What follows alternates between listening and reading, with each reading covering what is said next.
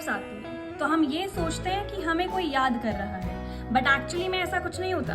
Let's find out. Hi everyone, I am Chhavi and this is where science starts to make sense. Hiccups तब आती है जब तुम्हारा diaphragm यानी चेस्ट और स्टमक के बीच का मसल सडनली कॉन्ट्रैक्ट कर जाता है। इस सडन जर्क की वजह से लंग्स के ऊपर का ग्लॉटिस एकदम से बंद हो जाता है और एक आवाज निकलती है हिक।